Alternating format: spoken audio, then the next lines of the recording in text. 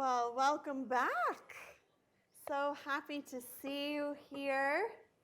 I hope you had delicious time exploring, taking in workshops, making art, dancing, learning, taking in the film, meditating, whatever you chose to do with your time.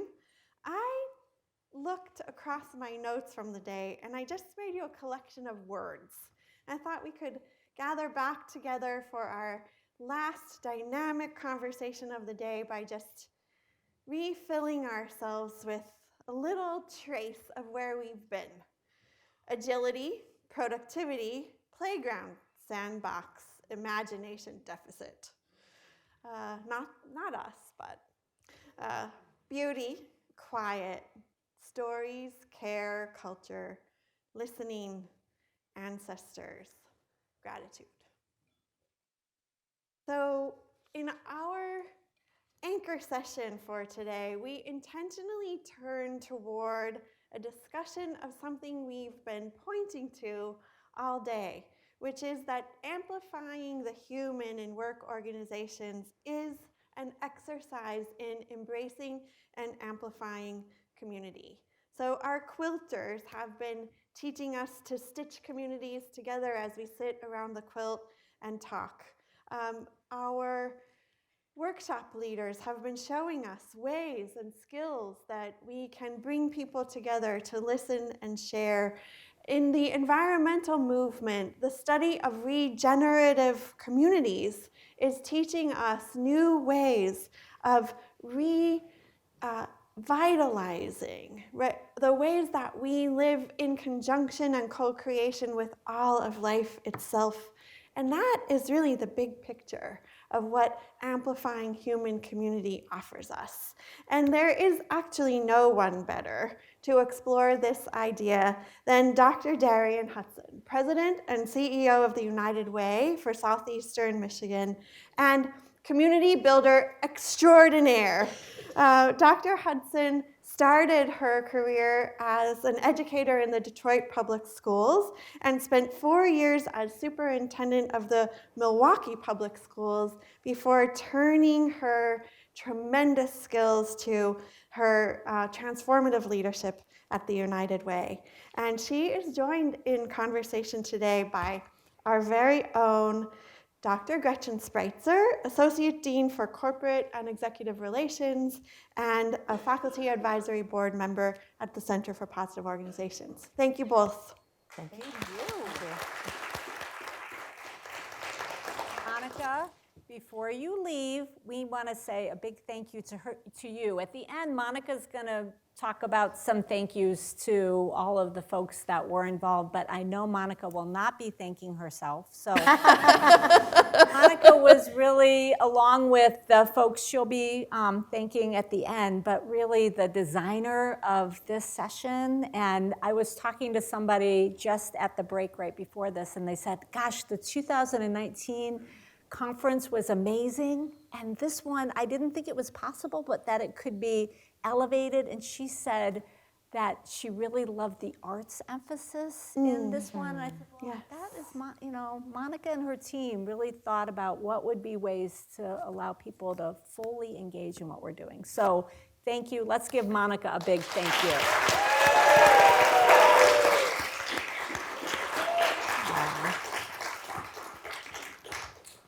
All right, well, I am so excited to get to continue the conversation. We got to meet a couple weeks ago and talked a bit about community and the exciting work that Dr. Hudson has been doing. This topic of community is one that's very near and dear to my heart, something I'm very passionate about myself. Community's made such a big difference in my life, whether it's my CPO community, my Ross School of Business community, my neighborhood. I know the importance of community to be able to thrive in life. The last few years, I've studied community in co-working spaces.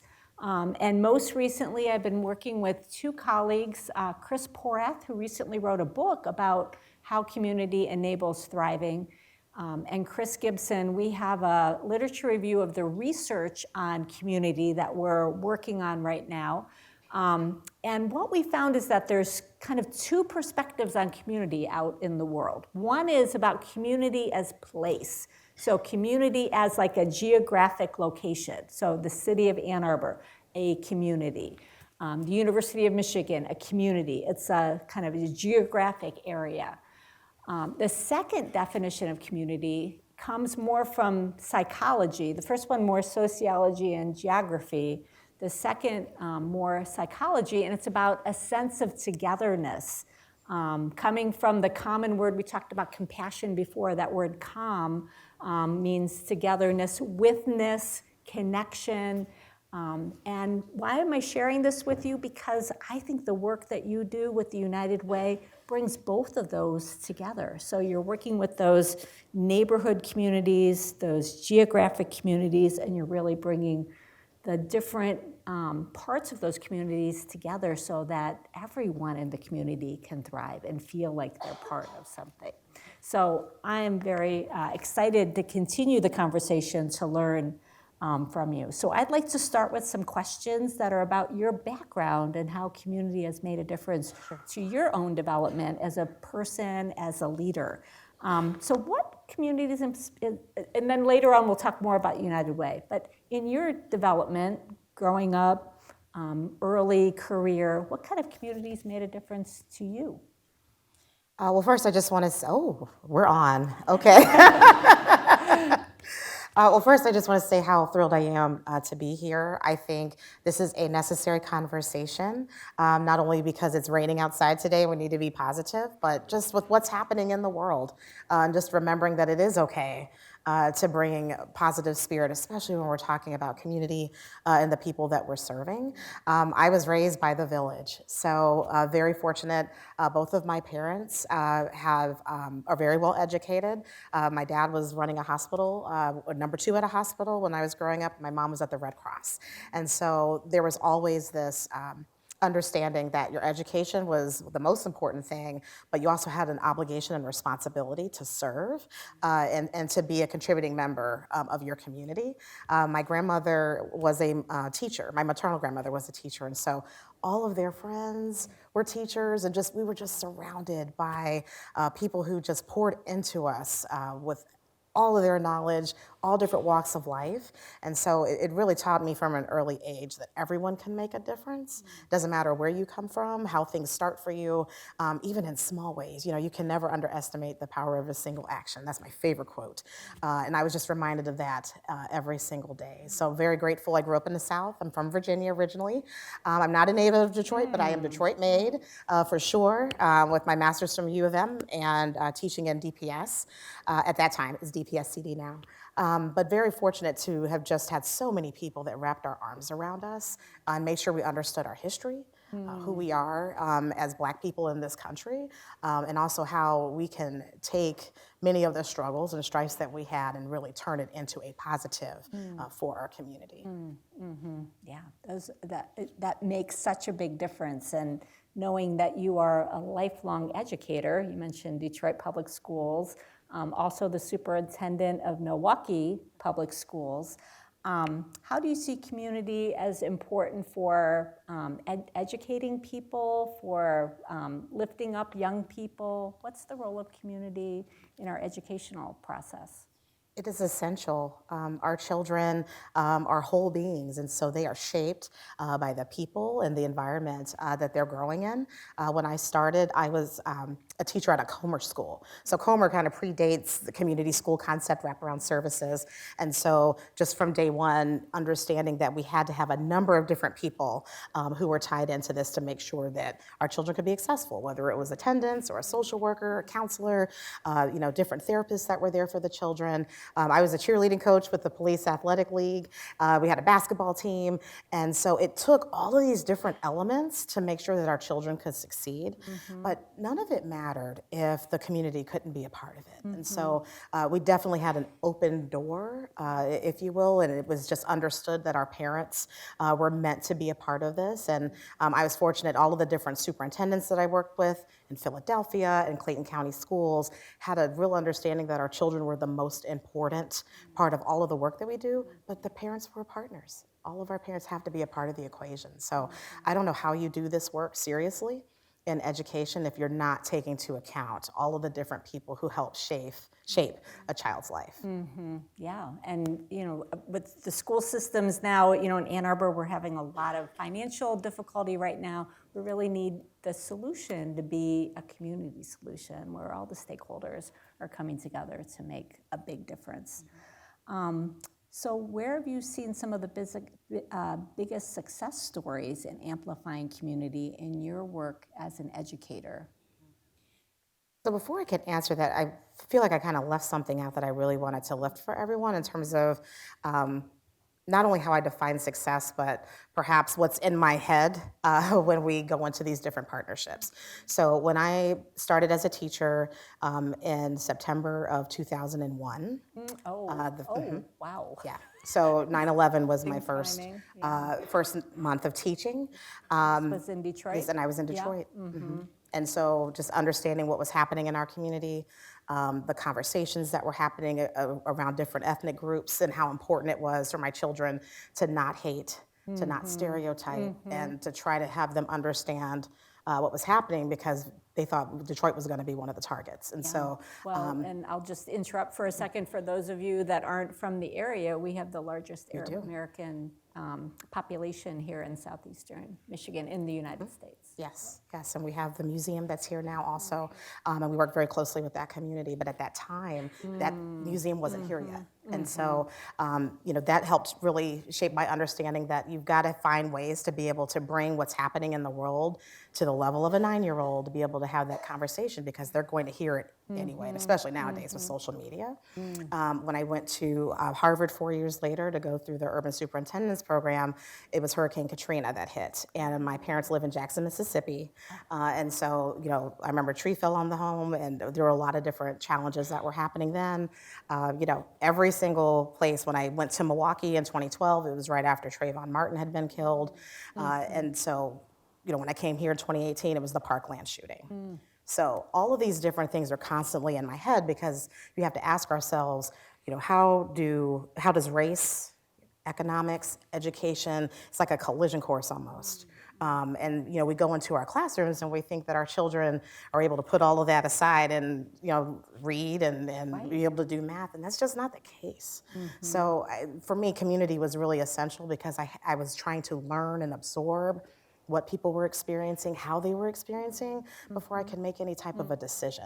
I really don't know how you can separate those things. So it's just been a critical part of my experience. And I think now, I'm in an organization where one of our core values is people first. And so, equity, inclusion, collaboration, innovation, all those things, but the people first is really where you have to start. And children and families has just been the bedrock of my experience. So you touched on it a little bit, but the biggest successes in amplifying community in educational settings. So you talked a little bit about each one of those crises. Yes. I mean, earlier today we talked about sweetness. Crises have a bittersweet. They do bring people together. We don't want to have crises, but there is something where we can use those as opportunities to bring things together. But I didn't know if there was anything else that you wanted to highlight in terms of the way that communities amplify in the educational process. Sure. So I would say, I'm a huge advocate for collective impact, whether you follow, or can I say Stanford Social Innovation Review? Absolutely. Yes. Whether you we're follow friends. that. We're friends. Yes. Yeah. Whether you follow that or, just have that general understanding of being a backbone organization, having shared goals, shared data points and things of that nature. So when I was superintendent, I had the opportunity, pretty much you name it, we had a partnership, whether it was with corporate partners, with the faith-based community, our nonprofits. Milwaukee, a lot of people don't know, has the wait a minute, it's the highest number of Fortune 500 companies per capita in the country, and also a number of best-in-class nonprofits. So just being in that space where whether it was trying to, attack attendance, whether we're trying to improve reading scores, or we just wanted to be able to offer, learning journeys for our children. I mean, you'll be surprised if you just put the problem out there, people will raise their hands and want to be a part of the solution. So it isn't necessarily one program or that one thing. I just felt that there was this spirit. Everybody saw where they could play a role in making a difference in the life of a child. And I think if you have a community feeling that way and wanting our children to win, anything is possible. Yeah, so creating that momentum to Yes. get things started. So if you don't mind, I'm going to ask a slightly different question that wasn't one we talked about before, but I'm fine. you are on the other side of education now with a little guy at home. And so Dr. Hudson has a 20-month-old. Yes. And so how do you see the importance of community now as a parent in your son's early education? Yeah, I think the biggest thing that I've learned is giving people grace. Just understanding all of the things that, oh boy, getting emotional about it, all of the things that are happening in a family's life just to get to work that day, just to get their baby to school or their child to school. COVID really put that out on Front Street for everyone because as soon as you logged in, what did you see? Kids running all around, people saying, I'm here, I'm listening. They're sitting there, tussling with kids or trying to do a lesson simultaneously. And so for me, it's really, putting all of that into a perspective where I've just learned to give people much more grace.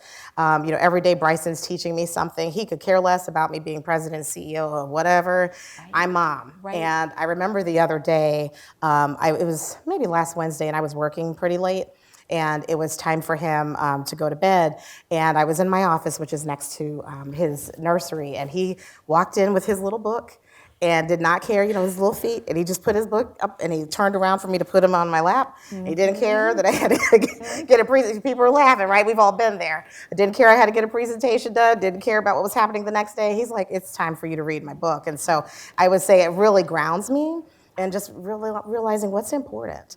And then having that compassion, that empathy for my colleagues that are going through the same thing, regardless of how old their children are. And it's taught me a lot. It's something I may not have really understood in years past, and now I really understand. Yeah, my daughter is a first grade school teacher, and she talked about how during COVID, it was actually, while it was so difficult in so many dimensions, being able to see the parents on Zoom. Yes. Like she doesn't get to do that, maybe a little bit at pickup or drop off or something, but it was a different kind of relationship where the parents were in the background talking in the classroom too. I think common ground is essential. I know it's changed a lot of the relationships that I have with my peers and my colleagues, and just understanding that we have a similar experience, and we talk about community. If you're not tapping into those lived experiences, you're really missing the mark.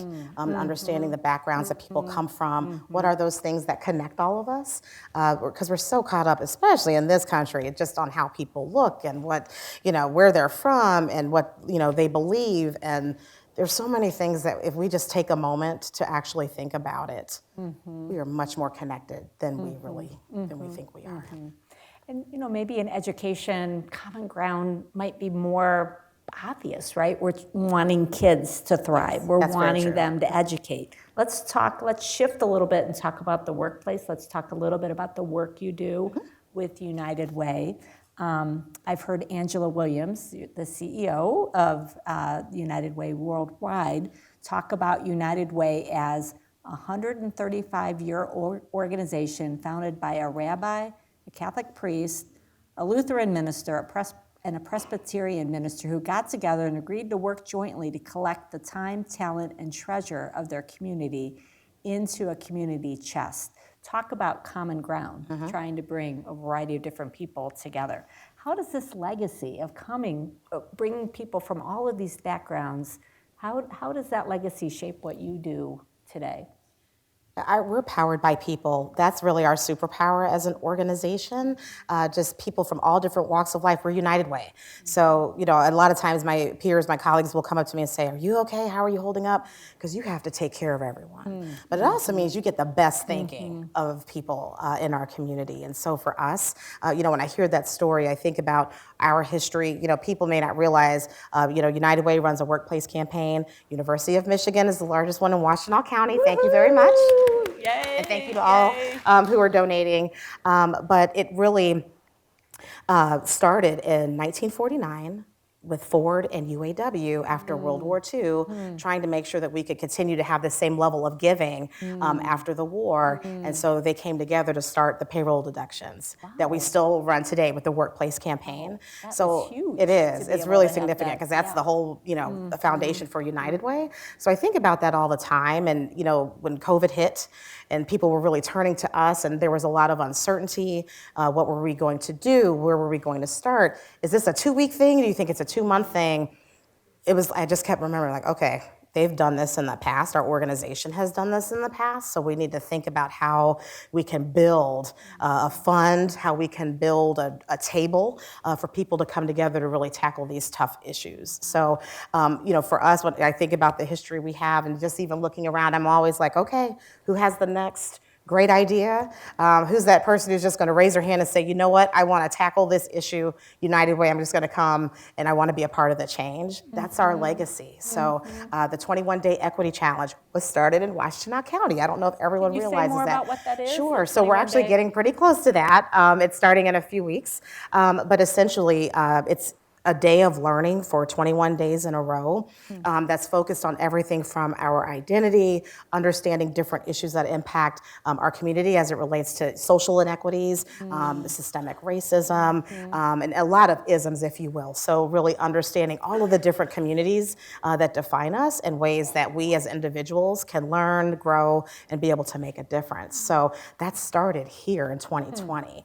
And before we merged, so I don't know if everyone realizes, we're now the United Way for Southeastern Michigan. We're 4 counties, but up before October 1st of 2023, we were a 3-county organization. So when we were observing Washtenaw County doing this, it was like, okay, this is something that we could do. We can replicate it. And now, there are United Ways all over the country that are doing this. We have 10,000 people who are participating every year. And I think there was a lot of cynicism when you talk about DEI. People thought, oh, okay, this is only going to last for a few years, and then it's just going to go away. And we're really determined to make sure that it doesn't go away. But we can only do that with our partners and with people. It's not just, myself and my team. It really is the community buying into something they feel is important and being part of that change.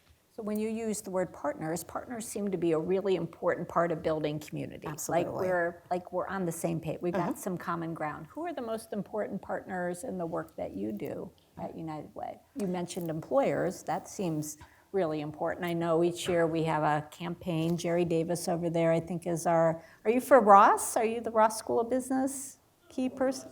Yeah. Jerry's everything, everywhere. Yeah. So who are the most important partners?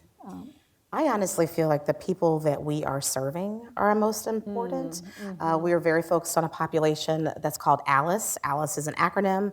It stands for Asset Limited, Income Constrained, and Employed. So these are our working families. In Southeastern Michigan, about 39% of our families, and it's parallel with the state of Michigan, 39% of our families are identifying as ALICE and unable to meet their most basic needs. 39%? And it is. That's on average. So Washtenaw County is actually 40%. Wayne County is at 47%, and those are the 2 highest. And so, it's easy for us to say, okay, we want to solve a problem. I'll call my, peers in the nonprofit sector, in the philanthropic sector, the corporate sector, and we're going to be able to solve it. But you have to talk to the folks who are actually trying to help. And we have a really strong partnership with U of M Poverty Solutions. We have a program. That's out of our Ford School of Public Policy. Okay. Right? Yep. Right Make sure across they the get way it. here. That's right. Yep. And it's the Financial Wellbeing Innovation Challenge went to the community to say, okay, how can we start to make lasting change and get people to a place of financial stability?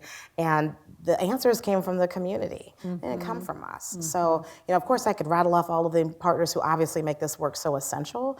But I would say, definitely the people we're serving, and then our donors. We don't do anything without our donors and our volunteers.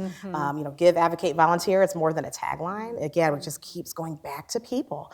Yes, we're an institution, we've been around for over 100 years. We rely on institutions to help fund us and keep us going, but it's the people. who really are the most critical partners. So, everyone here today is a partner in this work. We just can't do it without our community. Yeah. So a lot of different people that need to come together to be able to serve the people in your community. The United Way has undergone a lot of change. You just talked about one of those, Yes. The merger, did you say 9 months ago? 8 months, 8 October months 1st, ago. whatever. So, Yeah. but other changes too. You mentioned listening to the community to guide change. Can you share a story or an example of how listening to your community has altered maybe the way that you think about things or the direction that you're taking? I've learned to value listening much more, I think, further along in my career than I did when I started. I have an example. It's not necessarily a United Way example, but it's a really important one. Because we can be arrogant as leaders. We can be arrogant as problem solvers to think that we already know what people need. So when I started as superintendent, a 9-year-old girl named Sierra Guyton was actually killed on a playground. She was an innocent bystander and the victim of gun violence. And we had a march in the community, and basically it was just called Let the Children Play. We had stakeholders and leaders from all over the city that came to this. And so when I spoke to her mother, and I asked her, was there anything we could do for her? And I was thinking that the answer was going to be grief support, just to continue to stay connected or something of that nature. But she actually talked about her house that was across the street, and she said that she needed help rebuilding the foundation of the home. And when I looked across the street and I saw the home, I said, oh my God. And it just taught me, I said, I actually thought the worst thing that she was dealing with was losing a child, which for most people would be the worst thing that they're dealing with. And then she's still trying to just provide a safe home with a roof, literally a roof over the home and steps that you can walk up. And the head of the housing authority was there and I connected them, but it just stopped me dead in my tracks. So I said, it's so easy. I would have been thinking this whole time that she needed grief support and that we needed to make sure that the siblings were okay. And she's just trying to take care of our family. And so, I just keep that in my mind all of the time. We do community conversations. We always have surveys. We do a number of convenings with our partners. Every quarter, we bring them in to understand what's happening in a number of areas: transportation, childcare, housing, food insecurity. But I just keep that story in my mind. That you just can never think that you have the answer or that you know what someone's going through. And I think we all learned that when COVID hit, because it was just, up close and personal. Everybody could see what was happening with people or with folks. And, we were losing our neighbors and our family members literally by the hour. And it's taught me, you've got to ask. When you say, how's someone doing? Take the time to listen. Because a lot of times, that's such a loaded question now, right? Pre-2020, people be like, oh, I'm fine, hi. And, now it's like, how are you doing? And I see it all the time. People are like, I'm okay. They're like, I'm okay. And it's like, it's really, you've got to be intentional with listening. As I'm sure you all figured out, I talk a lot. And so you have to be willing to just be quiet, and that's why you have one mouth and two ears, right? So you've got to listen to what people are telling you. So it's at the heart of everything that we do. So the examples that you were just sharing about the importance of listening to your community, and what I hear you say is we have surveys, we have listening sessions, bring people in. All of those are really important in understanding the needs of your community. How about the people that your team? How are you a listener with them? What are the most important pieces there to understand what their needs are? Because in order for them to be serving the community well and thinking creatively, you need to set up the right kind of community within your team. So how do you do that? I will say it's become much tougher because we are hybrid and we've actually outgrown our space. So I can't bring, because we had to staff up, with all of the utility assistance, water affordability programs. Yeah. And so I actually can't even bring all, 209 of us into our building and everyone actually have a seat. So it's forced us to be very creative with our town halls that we hold, giving people the opportunity to weigh in. I was more diligent about my coffee chats I have an open door policy, but if there's only a handful of people in the office, it doesn't really matter. But we try to adopt that as a senior leadership team, that we're just accessible, 24/7. Teams has really helped us with, there's the chat function. There's ways for people to be able to send positive notes to each other. We do that through our performance management system. We do have a suggestion box, which, as you all know, that's you're inviting a lot of different things with that. But I say you have to be so intentional with checking in and just really asking and seeing how people are doing. We actually had to have a memorial service for one of my staff members a few weeks ago.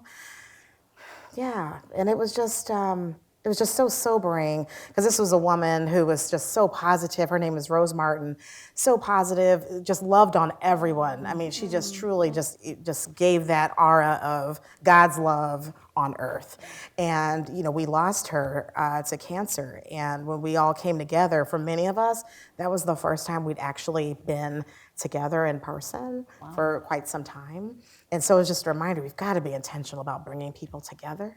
We're in the midst of our internal campaign right now. We have to practice what we preach, so we're doing our campaign. And it's what I love about it is, we're all in teams and we're really competitive, but I'm, sitting here scheming with folks that I never get a chance to see. They're on the 211 call center answering the phone. And so now we're sending notes to each other like, okay, did you get your donations in? Did you do your donation? Did you, and it's fun, right? You've got to be able to make work fun. Yeah. Because it's so hard and it's easy to get bogged down. I mean, when we start talking about the numbers, it's just easy to feel like we aren't moving the needle. Our 211 call center last year had 167,000 calls. And just for southeastern Michigan? Yes. How many? 167,000. And that number's higher than what it was in 2020. So the needs are just becoming more pervasive, and it's easy to feel like we aren't making a difference. So you've just got to find ways to connect, being intentional, again, asking literally just, how are you doing? I get notes from my staff sometimes. They're like, hey, I saw you had your head down today. I just want to make sure you're all right, Dr. Hudson. You got to keep pushing. We're counting on you. And those things all matter. I would say that it's the little things that really make a big difference. Yeah. Wow. So do you feel like that's like the permanent feature of your office now, is that you will not be physically co-located together? For the moment, it's just not. It's not feasible, literally, right? But it's tough. There's definitely days when I wish we could get everyone together. But of course, if you say everybody has to be back in the office, right? That's the other side. Yeah, absolutely. How do you build community when people aren't, co-located and not spending physical time with each other? It's a lot more complicated. It is. It is. Yep. And you have to take advantage of the small moments. Like Kyle Dubuck is here today. He's my vice president for communications and advocacy. Wave, Kyle. So getting a chance to spend time with him.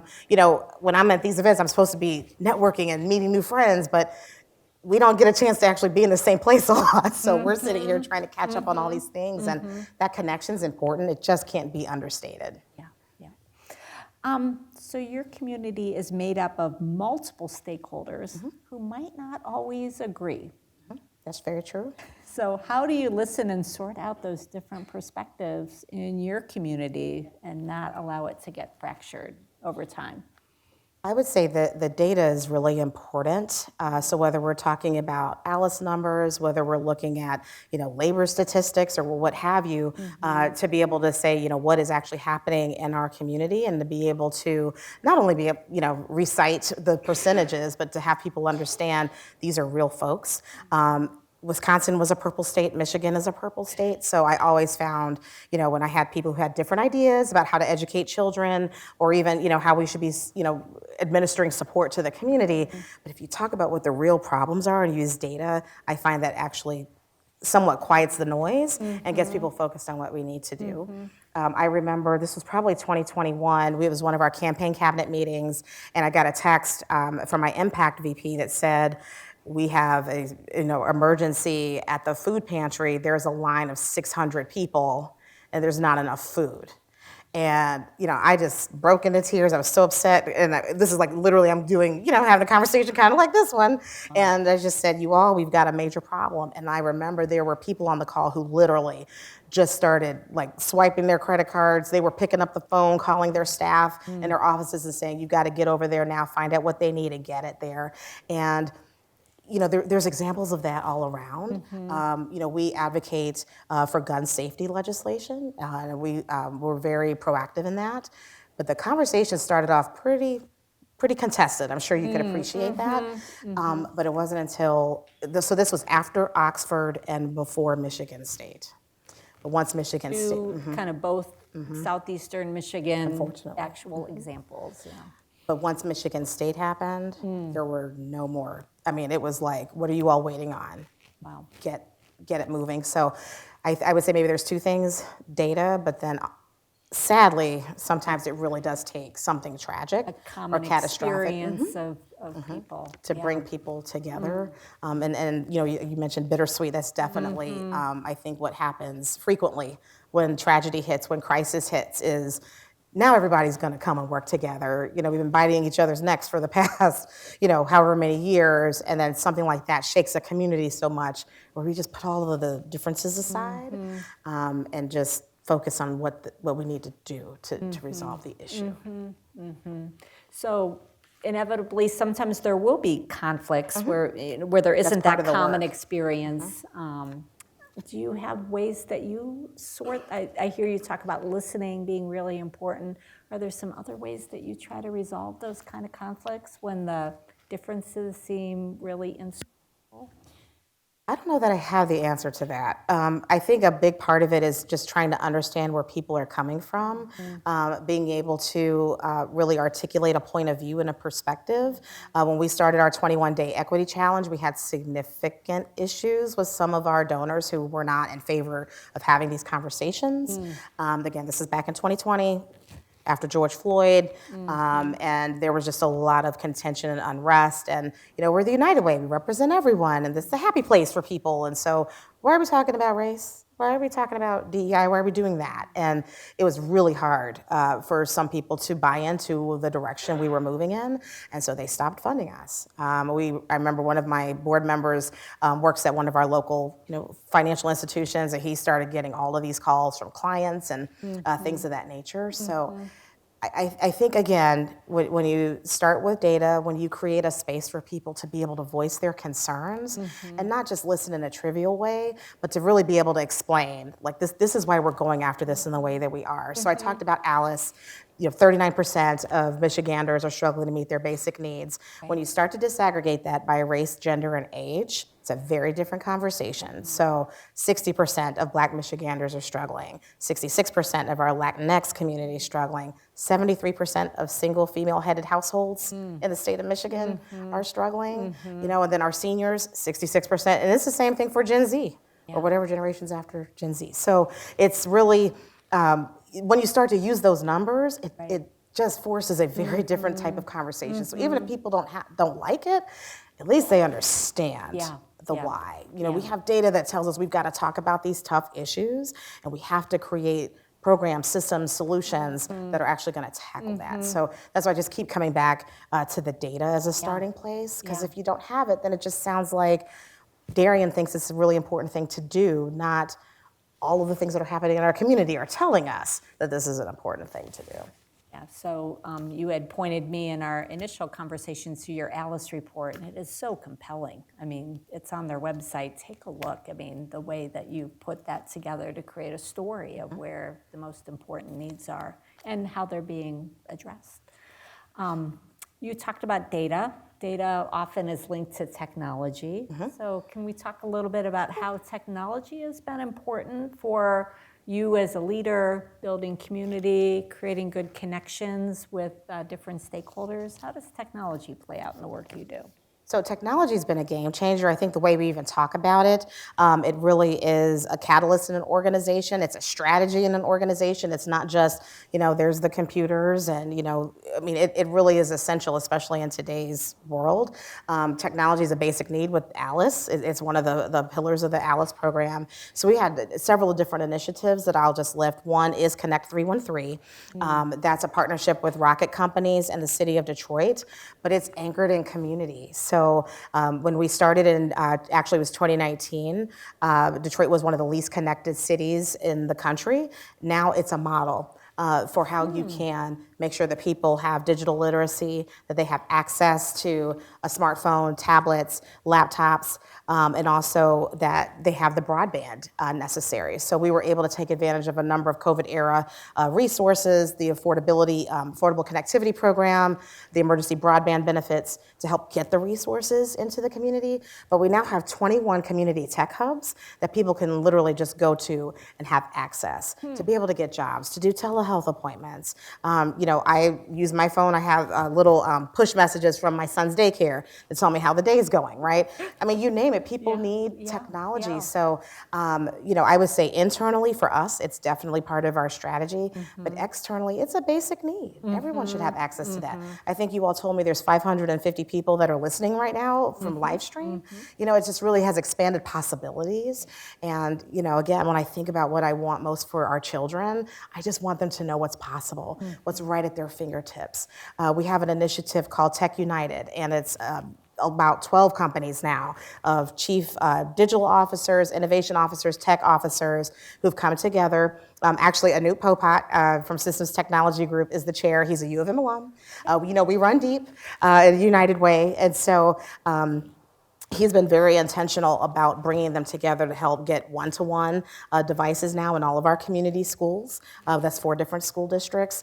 We have maker spaces in all of these schools. We did a symposium, 600 kids down at the Science Center last fall. But it started with him. I remember when the pandemic was at its height, and he told me that his children were at school that next week. They were on their laptops. Everything was fine.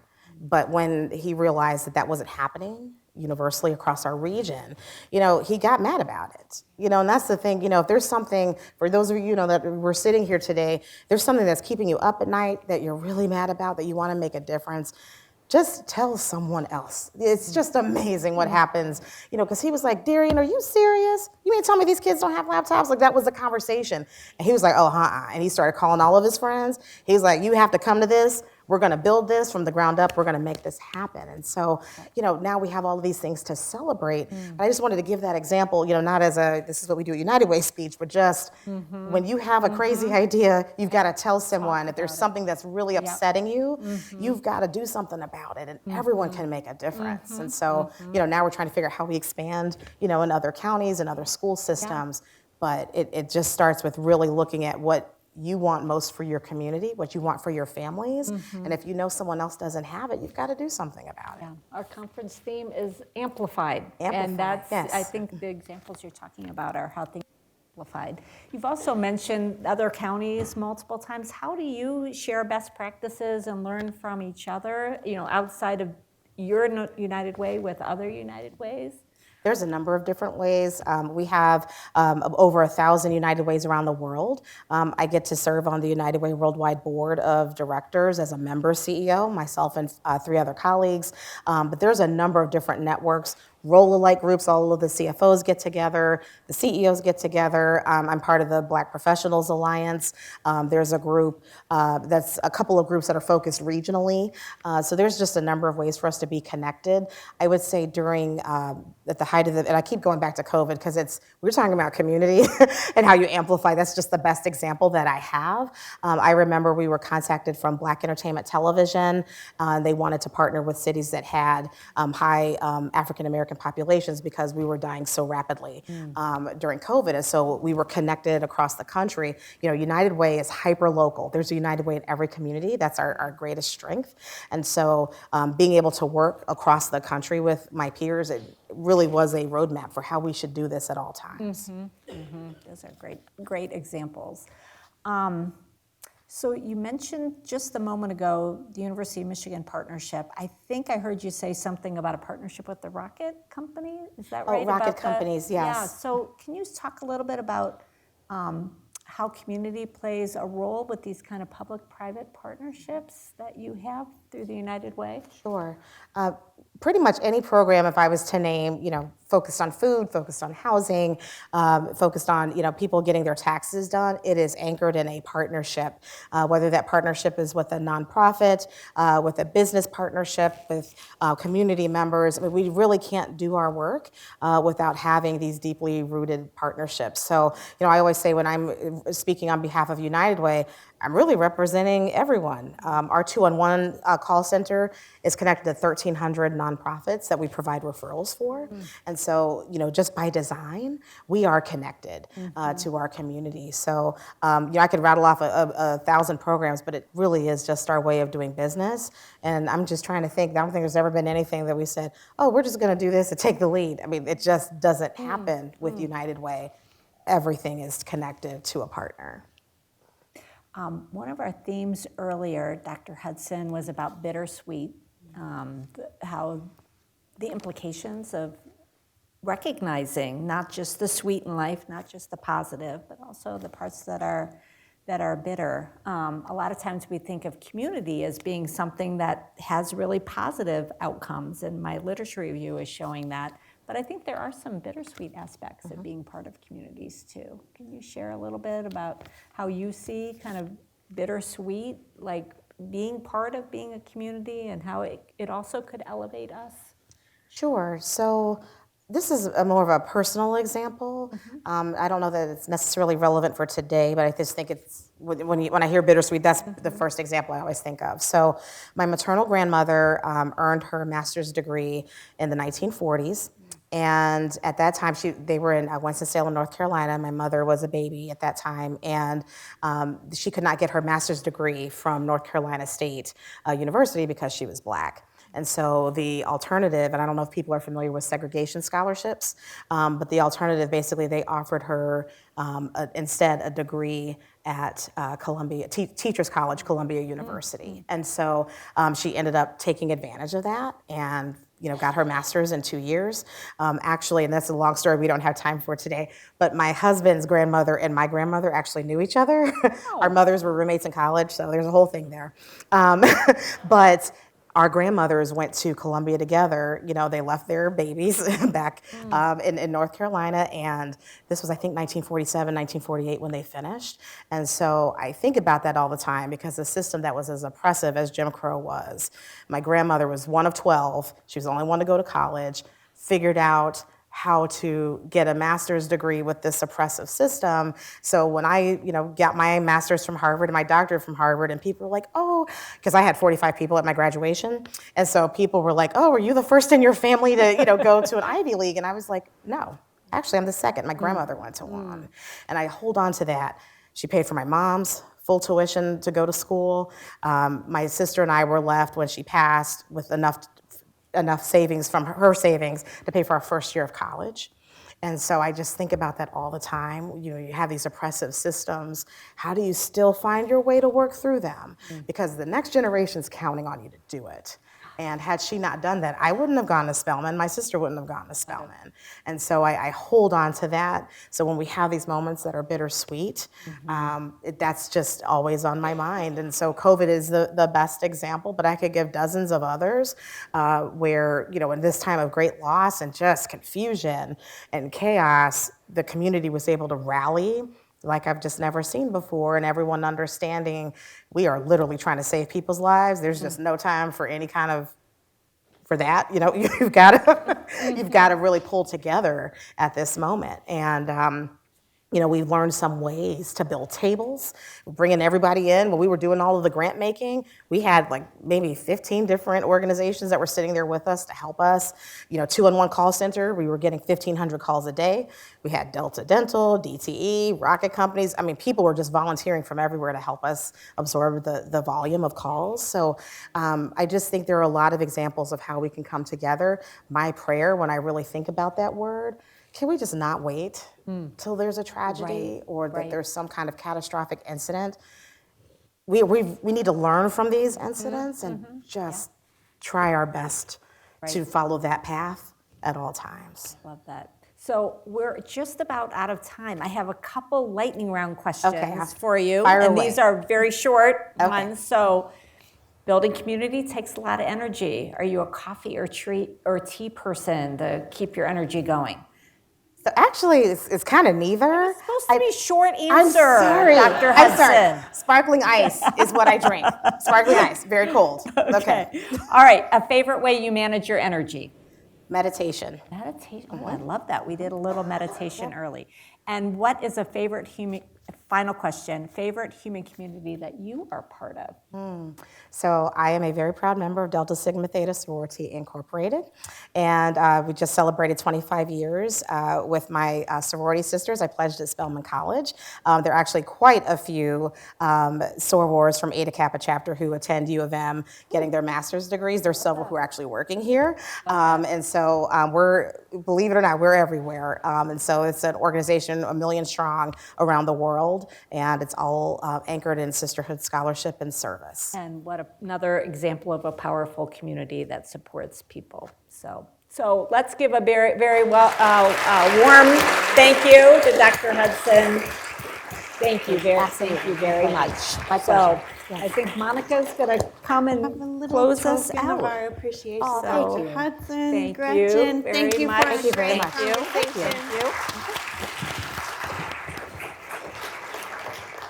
Let's not wait. Let's not wait for times of upheaval to find uplift. Let's not wait for times of grief to find gratitude. But when we come across times of upheaval, let's remember that today has given us so many reasons for uplift. And that when we're walking through fields of grief, it gives us new ways to find new forms of gratitude. I feel like I've attended a feast today. I'm pretty full. So,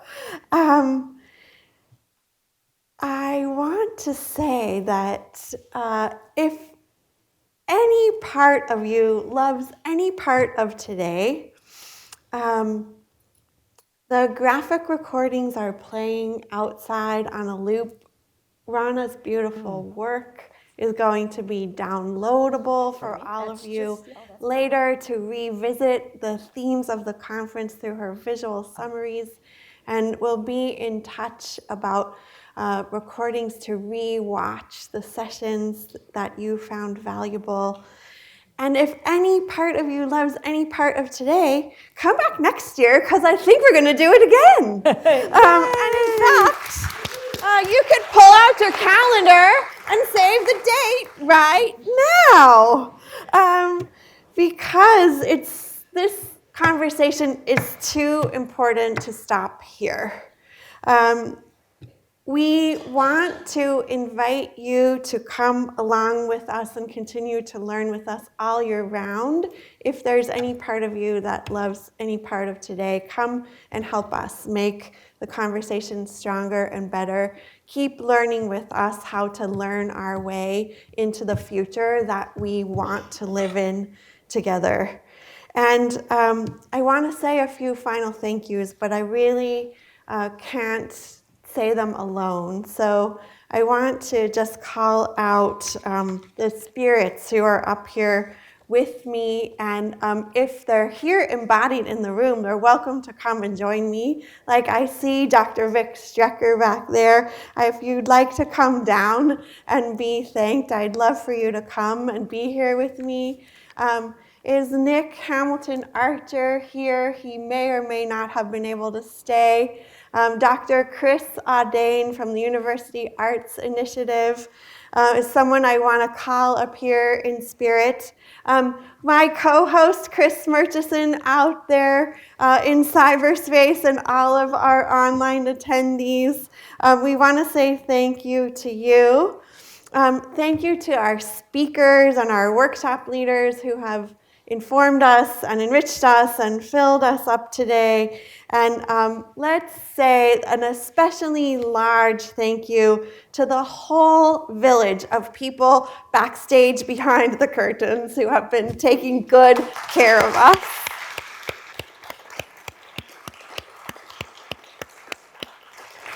There are two especially of the many, many who are making the conference happen today that I just want to ask one more round of applause for. Our two event producers, Angie Seeley for our on-campus event, Kelsey Walls for our online event. They're making everything run flawlessly. It's a year of work in the making to do this day. Please thank them.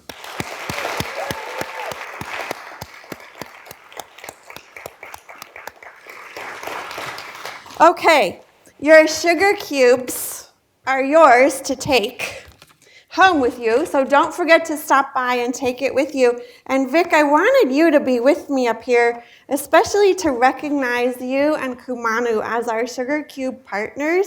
If you didn't have a chance to attend Vic's workshop online or in person, he's still here. And you can check in with him.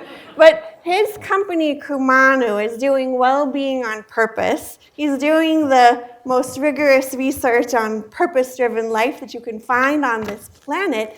And they've given you a thank you gift of working with their app, Purposeful, as part of being here today. We're so grateful. Yeah, of course. Thank you. Happy to do it.